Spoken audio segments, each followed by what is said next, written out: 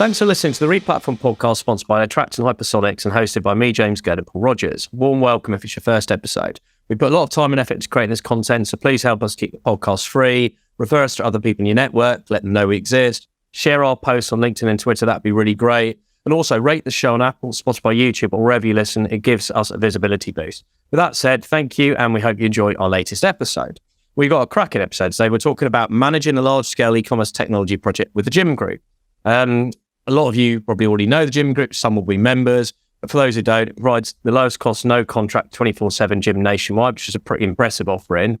The online presence is more than just an e-commerce store. So the technology is a bit more complicated than the standard e-com. It's a bookings engine, content portal, exercise hub, customer service tool, and many more all rolled into one. And it has to connect to a vast customer base across more than 100 gyms. So this is going to be an interesting discussion. We're going to cover Gym Group's approach to replatforming and structuring the project, the decision process for selecting the new headless stack, and managing change like operational implications and pain points. So let's introduce our wonderful guest today. So first we have Seanpaul, who's got a very hands-on role as digital trade and e-commerce leader and previously had a group head of e-com role at Merlin Entertainment. Good morning, Seanpaul. How are you? Not too bad, James. Delighted to be here. So I head up digital trading at the Gym Group and covers lots of different areas like e-commerce, trading, of course, SEO, content, analytics, CRM, a lot of the day-to-day stuff and all the levers and that verticals that will drive the trading performance of the business. I work really closely with Jim, and we often refer to ourselves as a bit of a Formula One team. His team are the engineers in the pit crew, and my team drive the car. And we often give out probably a lot of the time about the tech or about the car, even though it might be our bad driving. Definitely. I'll let you decide which driver SP is over the course of this podcast. I'm Jim Hingston. I'm a digital product director here at the Gym Group. So I look after effectively all our member-facing technology, and that's everything from e-commerce into experience, self-serve, and then we've got everything around sort of payments. My team is made up of user experience, delivery, and engineering. We do a lot of partnership management as well. So different kind of service providers that we put our technology together to have a good offering here at the Gym Group. I like the F1 analogy because that's like premium and sophisticated. I've often described like what I do with other people as like the Chuckle Brothers, which isn't quite as a good a comparison. So it was probably more of a Stone's car when we started. To tell you the story of how we became an F1 team. Excellent. Well, we set high expectations now, gents. So, Paul, do you want to kick off? Then let's get into the questions around the project. Yeah, absolutely. So, I guess first question, or it's kind of a question, but can you give us, or between both of you, can you give us an overview of Project Maui and why it was needed for the Gym Group? So, replatforming the website, introducing a number of new APIs, new CMS, going headless, and then James has added here that you have 12 swim lanes. So if you can kind of just run us through the project and the origins and why it was needed. Sure. So I think we can start the story at the beginning, or I guess with SP and I arriving in the business. SP joined in around November of 2019. And I'd signed up to join in March of 2020, which obviously the world changed them at that point, where all of our gyms closed in March. But I still joined in around May of that year, and my role was really created just to come in and look at our digital technology, look at how we kind of scaled as a business. Yeah, we have tens of thousands of members. We had about 900,000 members at that point. Across sort of all our gyms were high transaction volumes, high sort of numbers, and digital was a real key part of the experience. So we don't have like a lot of fitness and health clubs and gyms where you might have a concierge giving you a fluffy towel coming in to one of our gyms. Digital is absolutely keen, sort of looking at that experience. So really our role was kind of a dual hire in terms of actually how do we take our capability to the next level. We joined in, I joined in May. All our gyms were closed, so obviously a difficult time for a lot of businesses, but my first job was to really get us ready to reopen whenever that was going to be. We had a load of projects, and it gave me a good time just to get my feet under the table. We reopened, and our world changed pretty heavily at that point. Everything basically started falling over in terms of our technology. So it became apparent we had some real scale, real reliability. The way our technology was functioning and what was happening wasn't particularly great. One such incident when we reopened we were quite late, I think, in the whole mix around when we reopened. It was July. Restaurants, lots of other kind of categories and industries not allowed to open earlier, but gyms were perceived to be a hotbed of infection, which wasn't actually true, but we were one of the last, I think. So reopened and had about 13 and a half hour outage, which definitely focused us as a business. But that really, it became apparent of, where we were in terms of our digital technology, our scalability, and just how much we needed to do to actually really get there. So we got quite focused in terms of what we needed to do. The first thing was remediation and just getting up to scale. So we did a top to bottom remediation program, everything from, taking our website that was taking 15 seconds to load to, basic kind of UX, as well as infrastructure upgrades, as well as platform upgrades, all of those things that we did in the first quarter. So we had a really successful program and just delivering lots of change in that. At the same time, I built a team, started to call some people I knew from my little black book just to come in and help us scale. I came with a team of 0, and we quickly scaled to about 12, 15 people, all across key kind of competencies. So that put us into a really good place by the end of 2020, where we actually were getting half decent performance out of our technology. We could trade, the website wouldn't fall over if we had a CRM campaign go out. All of these things started to get into a lot of a better point. That was the end of 2020. But as part of that, it became really apparent that we had a capability that wasn't going to scale with our business. Given that digital was such at the core of what we're doing, we had no way to really scale. And I looked at the volumes, the number of gyms that we were going to open, more gyms, more members, more interactions. And we're talking millions and millions of interactions that come through our digital platform. And I'm looking at that growth, looking at the growth targets, and our current stack just wasn't going to do it. We couldn't scale quickly enough. And that effectively is where Project Maui was born. So at the start of 2021, really looking at the big challenge to say, right, how can we sort of support our business performance? How can we give a better digital experience? And how can we put in technology that's going to allow us to scale a lot better? Right. And I guess carry on. Were you gonna carry on that?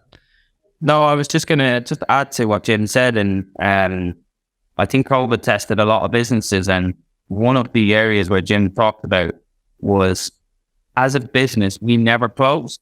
So you would have a temporary closure. And in COVID for that year, we basically went through getting, 170 gyms open, closed. If you switch things on and off quite quickly and you've not had precedent there before, you start to find those things where and I always remember we've never rebooted this before. And that was a real eye opener in terms of probably what asked that question about being able to scale. And I think my biggest challenge of being in my role was that I had that scale and process question. So what's the set play? How do we operate? How do we do these things? And I think it was really clear that with the tech we had and the processes and the things, we had been a growth business, and I think we talked about this, but we probably had, people talk about tech debt. I think we probably had a bit of growth debt, which is we were growing so fast that actually that question of how can this plane, or how can this last at 300 gyms with these millions and billions of interactions? And COVID was a tricky time, was probably a really great pause moment to think, okay, well, we need to be able to switch things on and off. That was never a requirement. in the business from 2007 to 2020, whereas now that was a real life requirement where when is COVID-22 going to come or 23, touch wood, it doesn't happen. But I think we're a lot more, those set plays are so much more finessed now that if Rishi said tomorrow that we need to shut down gyms, we can do it like that. Whereas in that period, we not only we stress tested tech, but actually even, I'd say we stress tested our processes and people as well. And totally new territory, but I think, yeah, I would be much more well prepared now for something like that. And the business agility point, I think really important. And I guess another sort of benefit, it was clear getting product to market and having, being able to react to changing consumer behavior, changing demands, changing your products. In the old world, it was very complicated. I was looking at, how do we get, features to live? What was our time to market? And all these long development cycles in quite a fragmented process in a complicated and overly complicated partner network was really, really difficult. So looking to solve for some of those problems, looking to modernize ourselves and then give us that scale and that better agility, they were key parts of the vision that we painted to our leadership here and why we needed to do a program and a project like this. Attract, your complete product discovery growth engine. Create relevant shopping experiences that convert into sales and grow online revenue with personalized search, merchandising and recommendation solutions powered by AI. Find out more at attract.com.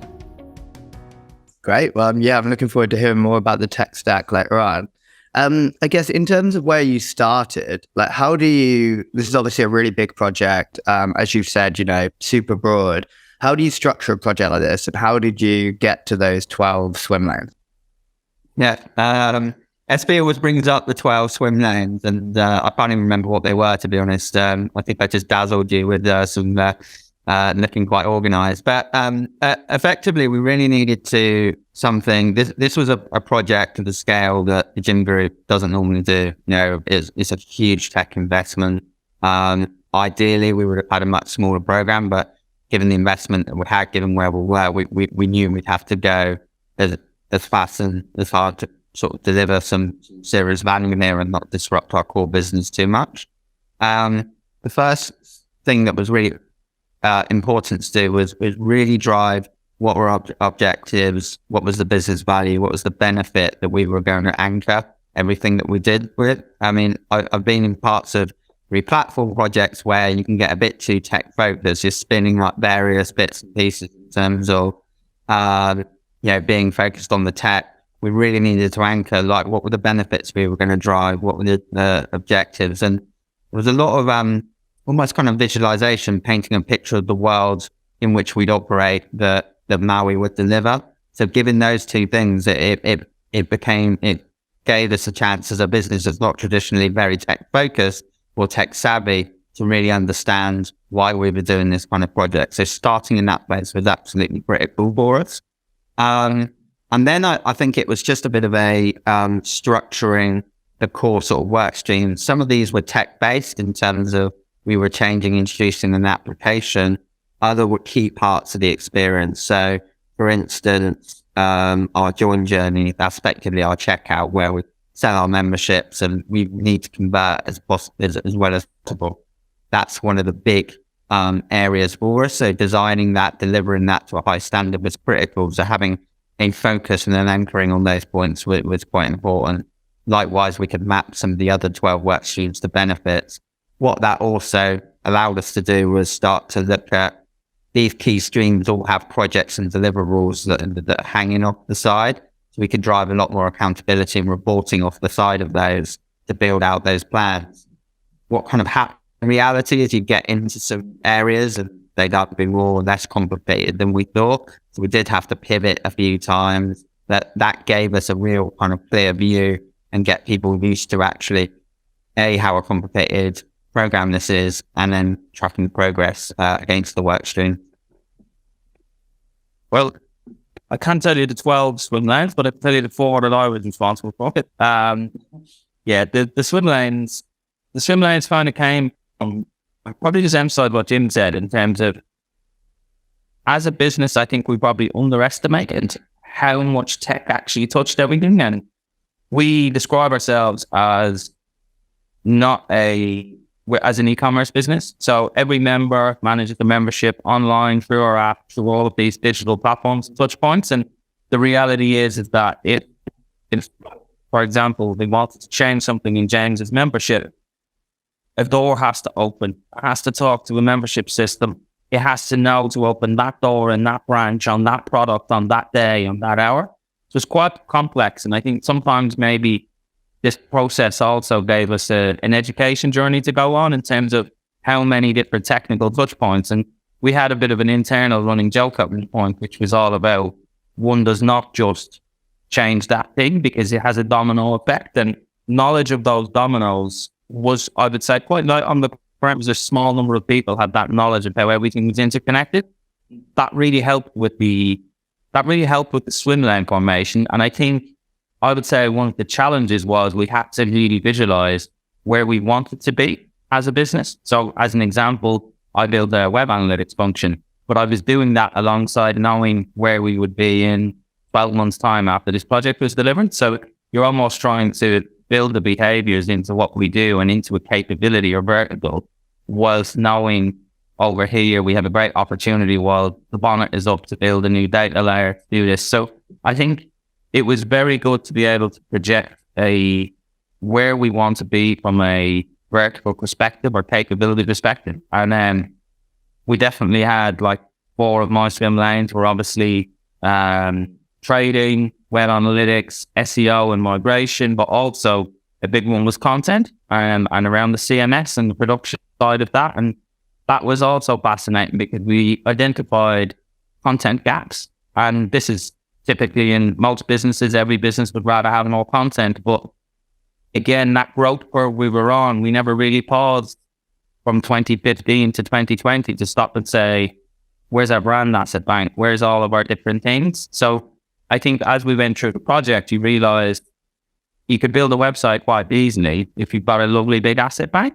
But one of you have to build the asset bank as well in order to enable the build of the website. So there's definitely a lot of that in a few swim lanes where we were balancing the development and advancement of a capability or building a new capability and using this project as a vehicle to deliver that as well, or as a means to do that. And I think that's probably how we went from a certain scale to then coming out the other end all of a sudden with all these new capabilities and new abilities. But yeah, the swim lanes, I personally loved it because I think it gave our teams really great ownership. So we ran steered co-groups and every swim lane had the opportunity to kind of present what was going on in an executive summary and very high profile project. And it fostered a lot of collaboration and education, which sometimes you don't necessarily get in projects of this scale.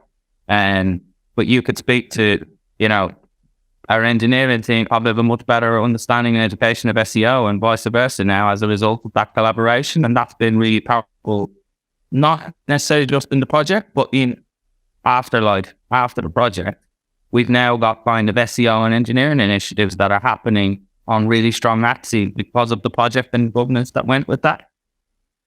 I really like that approach because on complex projects, it can feel like an amorphous mass for stakeholders who aren't directly driving it.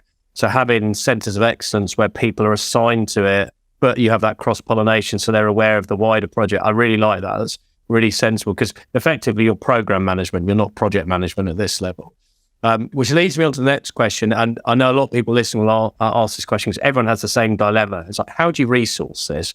So I'd love to hear how much you went down the route of your existing team. I know, Jim, you said you recruited people in. What roles did you go in-house for versus where did you get contractors or third-party specialists to support on it?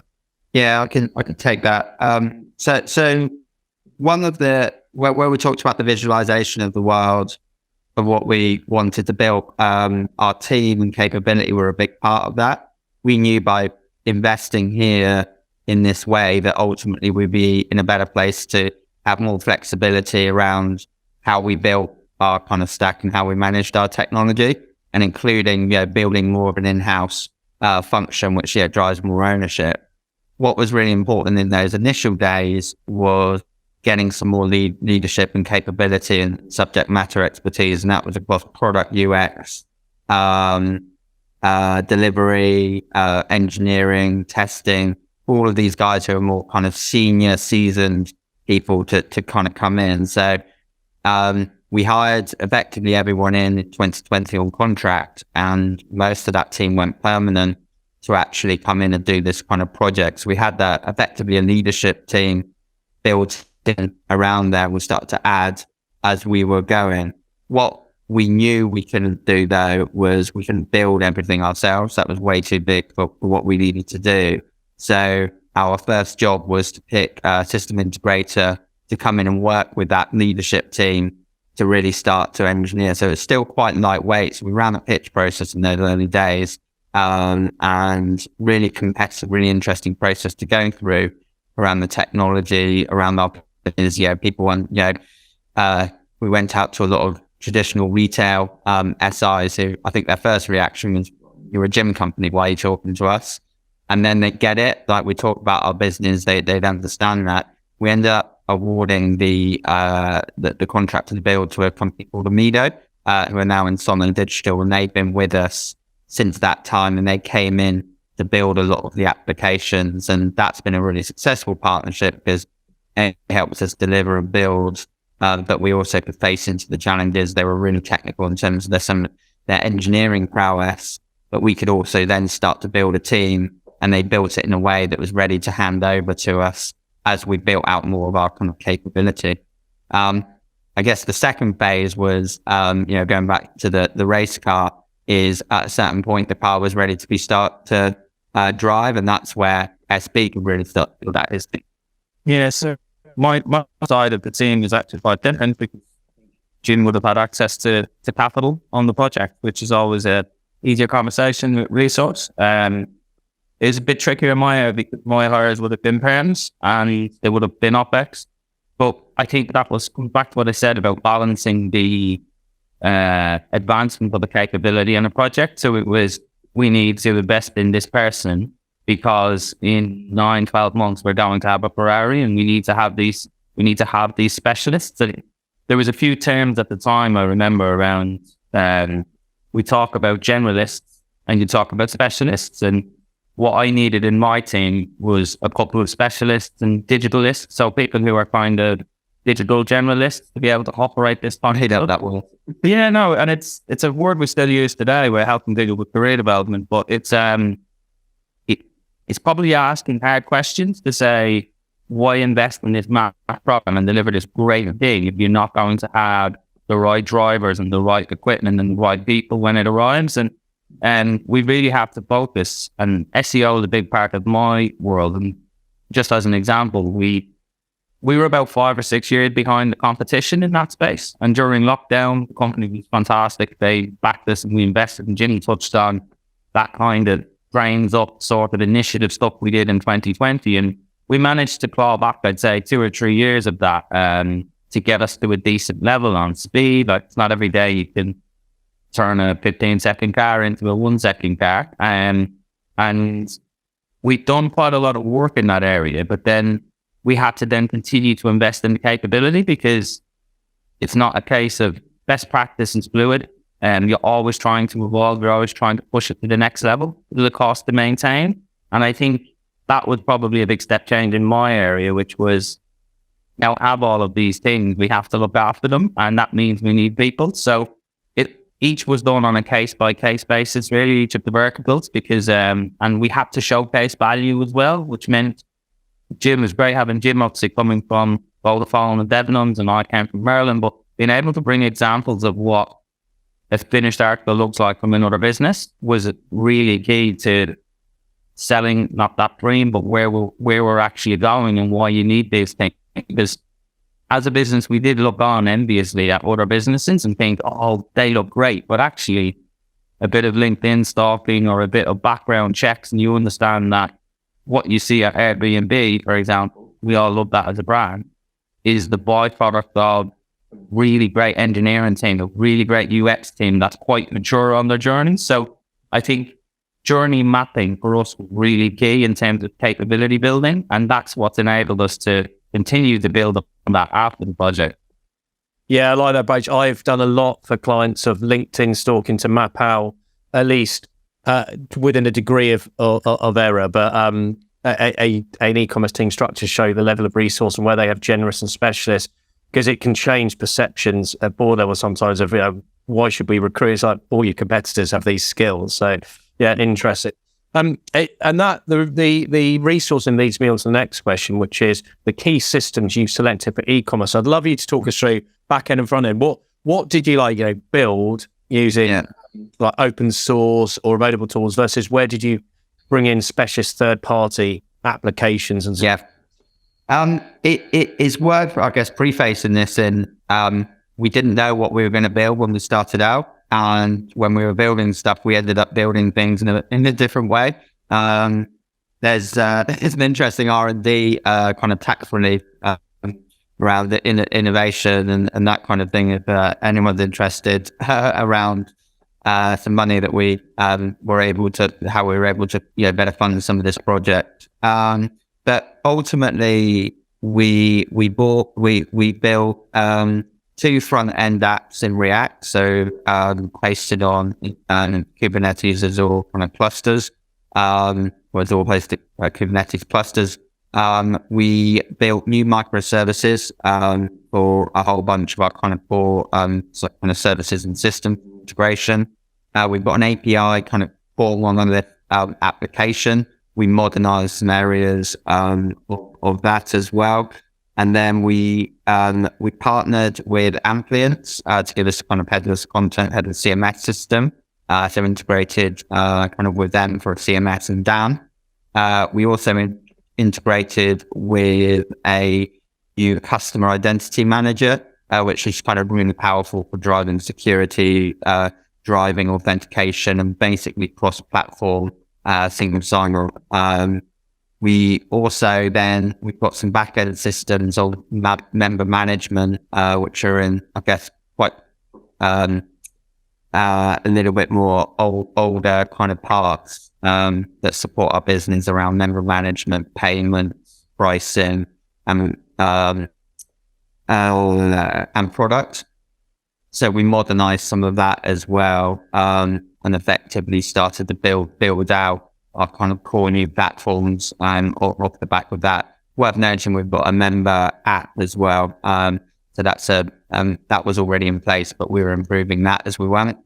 So some of the integrations, some services were helping us to power that. And that's something that the majority of our members use. So we're talking massive scale coming through some of those platforms as well. That was effectively the change that we put in during that sort of period. So we had a few phases that we dropped throughout 2022 when we went live. I think this isn't necessarily in my kind of purview or jurisdiction. One of the biggest things I've seen at the change. So as a customer of Jim's team, and we have the CRM team as an example, and mentioned modernizing some of the stuff that was there already. And the reality is that if we didn't go through 2020 and have some of those slowdowns and outages, we wouldn't have known where some of our weaknesses were. And whilst they're not necessarily always the sexiest bit of a project, they made a massive difference in how I do my job and how my teams do their job. And we're talking simple things here, but like the speed of an API call, speed of reporting, things like that were typically probably causing Jim a headache in terms of the demand and pressure they're putting on the different systems. But that modernization was a real cleanup in terms of not just from a tech point of view, but how we do things. And then now, like, I think whenever I see one of our load tests or things like that, you often think back to all of the sort of things. And that happened, I think that happened all the time. I think everybody gets a bit of how often do you go back around and look at all of your services and all the things you do and really try to improve it. They're always on the agenda, but they're always the thing that gets deprioritized. So I definitely think that modernization of some of the day-to-day stuff, I can't emphasize enough how much of a difference that made in the team's ability to deliver their jobs regularly. That was a big thing for me. Great. And one of the things you talked about was Amplience, or having Amplience as part of the kind of front end stack. You made the decision to go down the headless route. and headless kind of comes with pros and cons and, operational challenges and obviously benefits as well. What convinced you to go down that route, and how have you kind of found that as an avenue? Yeah, really good question. I get asked this a lot actually of why we pick certain technology, particularly more of a Mac approach. And the answer to that for me is quite simple. It's kind of necessity. So a lot of my background in telco, retail, e-commerce, there are all singing, all dancing solutions that you can actually take. But if I think about our industry, there's no one stack that I could bring in and a platform that I could put in place that's going to run even probably 20-30% of our sort of digital operation. So we're naturally forced to select and cherry pick some of the best of breed sort of technologies to build up that solution.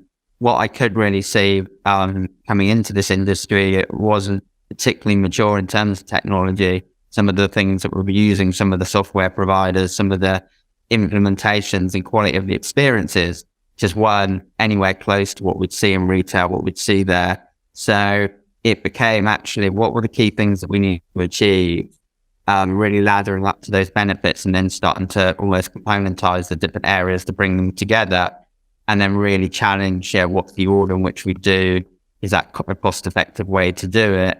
And, can we maintain, the operation based on that? So, that's really, why headless amplience like content, absolutely massive for us. We're nowhere close to a retailer in a number of content, imagery, any of those kind of things, but people want to see our product, that people want to see inside the gyms. Likewise, content is really key to helping people keep fit.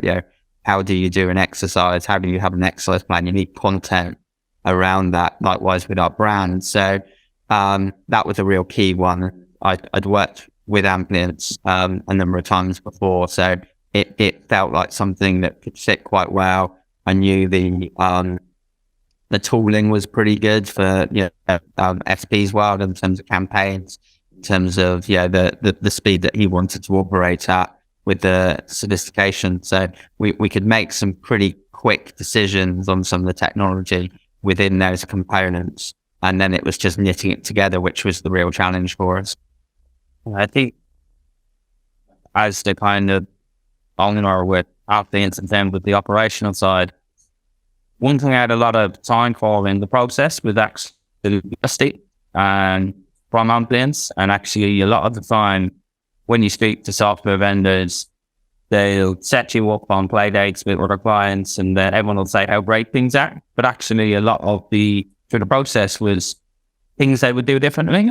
Actually, the majority of the things were not to do with the software; they were to do with how the client had been set up internally or the governance around that. And I think having that in the process was really critical, because I asked a lot of tough questions internally of ourselves to say, well, how are we going to get and set ourselves up to get the most out of this system? And if I'm really honest, I've worked with a lot of CMS partners and vendors in the past, and actually a lot of them do similar things, but it's probably down to a bad client, not using them in the right way or not set up to get the most out of them. And I'd echo what Jim said in that the gym industry was very insular in that it would just only look to within, and actually question we asked ourselves was, at Merlin, we had this CMS, that CMS. In this industry, they use this, this, and this.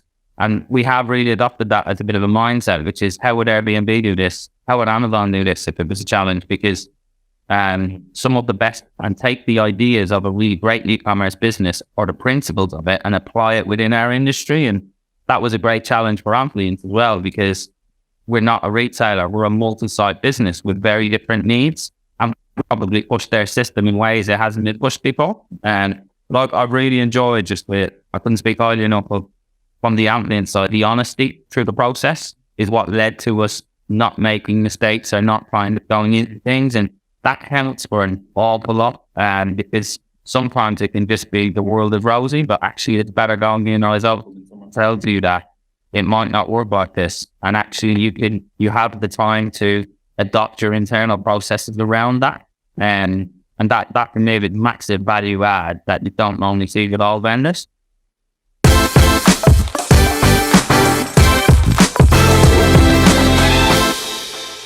For more information on this topic, head over to replatform.fm for our audio podcasts. To discuss a project, or if you'd like to chat about any of the topics covered in this episode in more detail, please reach out to myself, James Gerd, or my co-host Paul Rogers via LinkedIn and Twitter. Thanks again for listening, and keep your ears peeled for the next episode.